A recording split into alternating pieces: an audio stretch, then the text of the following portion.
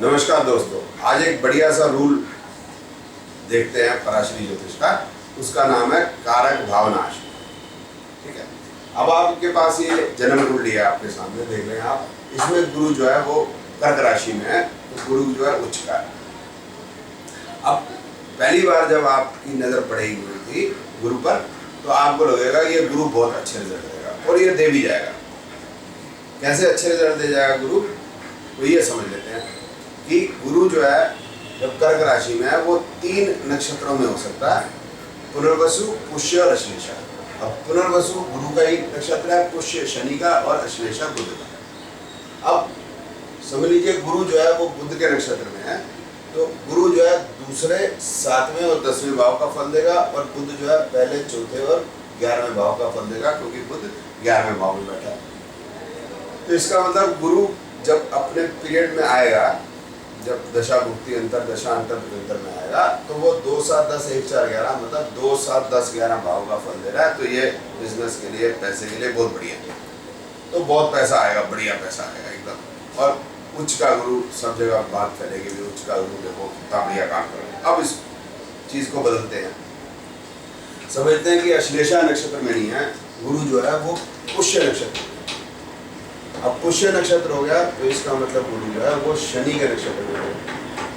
अब शनि देखते हैं इस जन्म पत्री में 8वें, 9वें और 12वें भाव के फल देगा।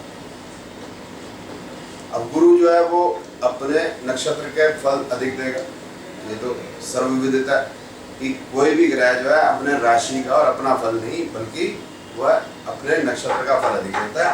अब ये 8वें और 12वें के फल गुरु के आएंगे। इसका मतलब ये होगा कि इस जन्म कुंडली में अगर गुरु शनि के नक्षत्र में, पुष्य में आ जाता है, तो आदमी को नुकसान होगा।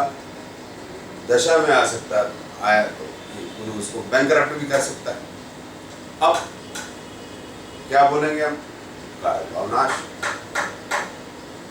पहले नहीं बता पाएंगे, अगर हम नक्षत्र नहीं देखते तो पहले नहीं बता पाएंगे। लेकिन नक्षत्र अगर हमें क्लियर होगा तो हमें समझ में आ जाएगा कि पुष्य नक्षत्र में जब गुरु है तो कारक भावनाश है। लेकिन हमेशा पुष्य नक्षत्र में आए गुरु कारक भावनाश है, ऐसा नहीं है। यही शनि को अगर हम 11वें भाव में अगर है तो काम, बात बदल जाएगी। हम यही पुष्य नक्षत्र में गुरु फल दे सकता है। तो देखना ये नहीं है कि वो कौन से नक्षत्र में बैठा है, ये देखना ये है कि जो नक्षत्र है वह कौन कौन से भावों के फल दे रहा है, 8, 9, 11 भाव। तो यही पुष्य नक्षत्र अच्छे फल भी दे सकता है। तो ये कोई पक्का नहीं है कि पुष्य नक्षत्र में हमेशा शनि जो है, गुरु जो है वो बुरे रिजल्ट देगा, ऐसा नहीं। तो आपने दोस्तों देखना है कि कारक भावनाश कब आएगा, जब गुरु जो है वो नक्षत्र ऐसे में बैठा होगा जो नक्षत्र जो है बुरे भाव बताए। इसी प्रकार से हम गुरु को यहाँ भी प्लेस करके देख सकते हैं कि अब यहाँ क्योंकि ये धन भाव है, तो धन कम हो गया, तो ये जब नक्षत्र बुरा हो गया तो कारक भावनाश हो गया। इसी प्रकार से चाइल्ड का एग्जाम्पल भी देख सकते हैं। जैसे गुरु जो है वो उच्च का हो गया और पंचम भाव में आ गया,